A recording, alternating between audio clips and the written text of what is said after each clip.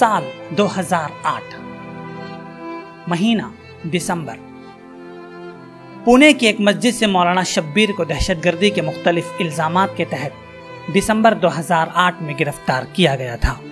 जिस वक्त मौलाना शब्बीर को गिरफ्तार किया गया, उसके बाद शुरू हुआ 3rd डिग्री ट्रीटमेंट।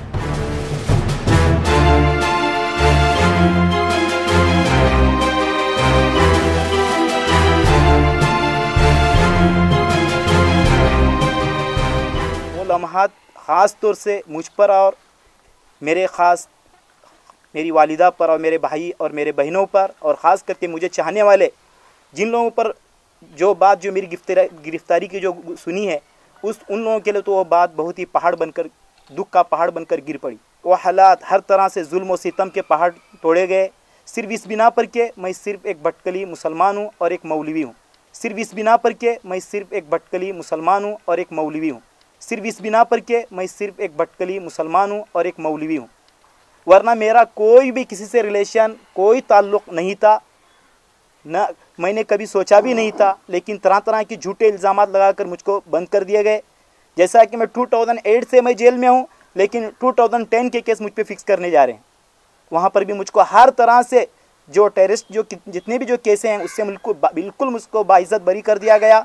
और मैं इस बात पर माशाअल्लाह अपनी हिंदुस्तानी जितने भी जो कानून है मैं उस पर फ़ख्र करता हूँ। माशाअल्लाह यहाँ पर जो भी कानून है, इंशाअल्लाह हमें यहाँ पर इंसाफ मिलता है। ये निचली अदालत नहीं है तो ऊपरी अदालत में तो इंसाफ मिलता है। हम एक इंडियन और एक हिंदुस्तानी नाते होने की वजह से मुझे इस पर, अपने इंडिया के होने पर और अपने एक हिंदुस्तानी होने पर मुझे बहुत बड़ा फ़ख्र है कि मुझे एक इंसाफ मिला। और इस तरह के दूसरे मेरे भाइयों को भी इंशाअल्लाह आज नहीं तो कल सबको भी इंशाअल्लाह इंसाफ मिलेगा।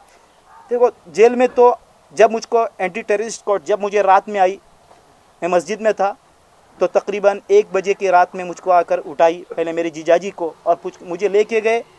और इस तरह जुल्म सितम पूरी तरह से मस्जिद को जो है पूरी पुलिस घेरी हुई थी, चारों तरफ से मुझको पकड़ लिया।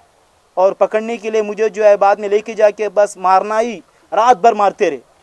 हर तरह से जुल्म, हर तरह की पहाड़, कहीं जो है नाजुक जगहों पर जो गुप्त अंग जो रहते हैं वहाँ पर जो है इंतहा बेइंतहा जुल्म की जो हद उन्होंने कर दी।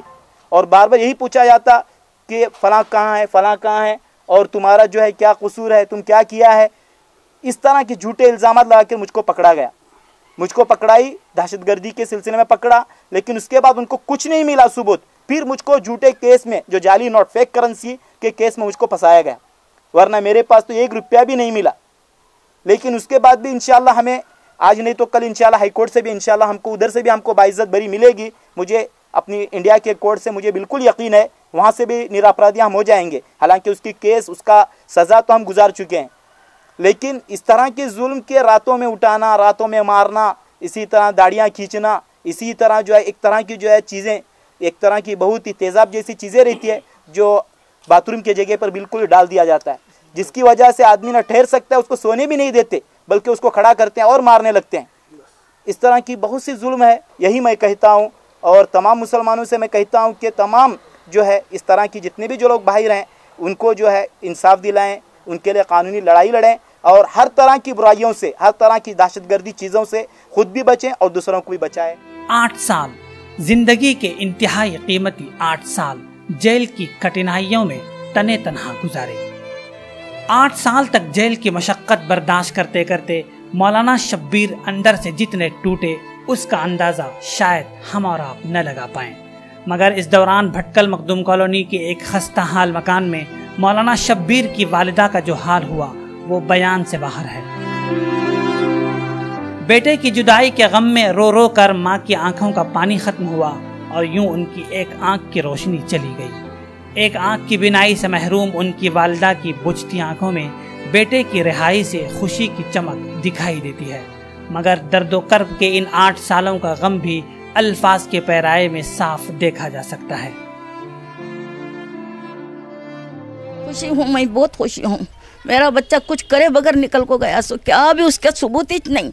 आज 9 साल की गड़वी, 8 साल 4 महीना हुआ मेरा बच्चा ऐसा जेल में लिया को भागो। मेरे बच्चे को ऐसी हालत होको पड़ी मेरी। अब अल्लाह मुझे खुशी दिया, मेरा बच्चा एक छुटाने में मंजा आको मिलाने में वो चेक मुझे बड़ी खुशी। 9 साल के बाद मेरा बच्चा 9 साल 8 सालों को 4 महीने हुए मेरा बच्चा पढ़ को आको मिलाना, वो बड़ी खुशी हुई मुझे।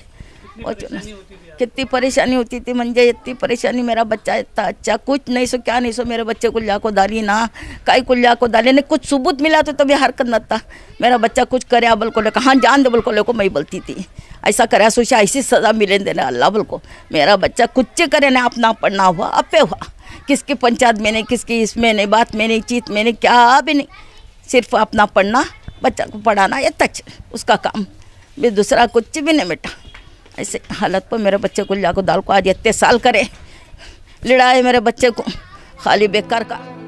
क्या ईद, क्या बकरीद, शादी ब्याह की तकरीबात हों या खुशी के कोई और मौके, भटकल के मखदूम कॉलोनी का एक छोटा सा खपरेल का मकान मुसलसल 8 सालों तक खुशी को तरसता रहा।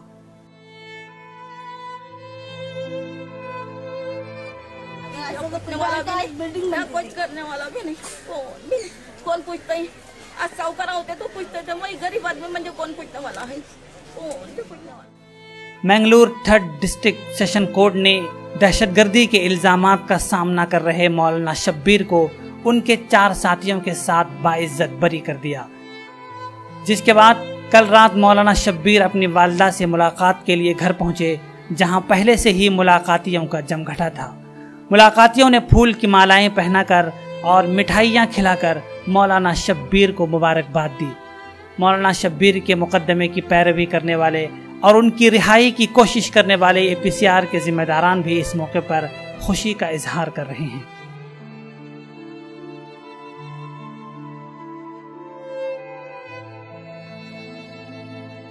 इसका इन्वॉल्वमेंट नहीं था, शब्बीर मौलाना का कौन सा भी इन्वॉल्वमेंट नहीं है, ये लोग छूट के आएंगे बोल के मुझे पूरा भरोसा था, वैसा ही हो गया।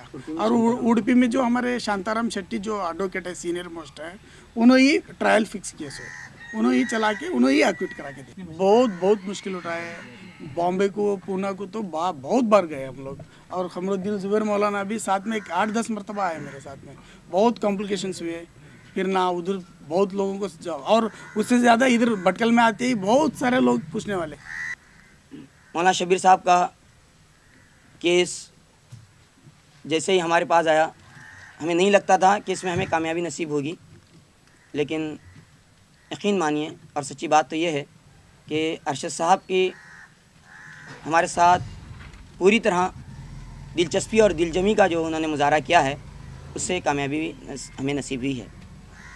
मौलाना शब्बीर हुसैन नदवी को जिस तरह और जिस इल्ज़ाम में गिरफ़्तार करके हरासा किया गया, न सिर्फ उनको बल्कि उनके घरों को, ये सिर्फ उनके और हमारे लिए ही नहीं बल्कि पूरे भटकल के लिए एक तशवीशनाक बात थी, और अहले भटकल के लिए एक बदनुमा दाग जैसा था, जो आज बाइज़्ज़त बरी होने पर मैं समझता हूँ कि साफ़ होने का एक ज़रिया और एक राह बनी है। इस सिलसिले में APCR ने इब्तिदा ही से एक कोशिश की कि मौलाना, चूँकि अदालत उनके सिलसिले में फ़ैसला नहीं सुनाई थी कि वाक़ई में मुजरिम हैं, और इसी को हम बुनियाद बनाते हुए कि जब तक अदालत इस बात का फ़ैसला नहीं सुनाती हम उनको मुजरिम नहीं मानेंगे। APCR का ये मकसद और ये तरीक़ाकार भी रहा है कि जब तक अदालत जिसके बारे में मुजरिम का फ़ैसला न सुनाए हम उसको मुजरिम नहीं मानते, और उस सिलसिले में पूरी तरह तगदो और जदोजहद करते हैं। जेल की सलाखों की नजर हुए 8 साल, घर वालों से जुदाई में गुजरे 8 साल, मगर बेकसूर साबित होने के बाद ये सवाल उभर रहा है कि इन 8 सालों को कौन लौटाएगा, कौन उनकी कीमती जिंदगी के सुनहरे दिन वापस लाएगा। ऐसे एक नहीं कई एक सवालात हैं जिनका जवाब तलाश किया जा रहा है। ब्यूरो रिपोर्ट, साहिल ऑनलाइन न्यूज़।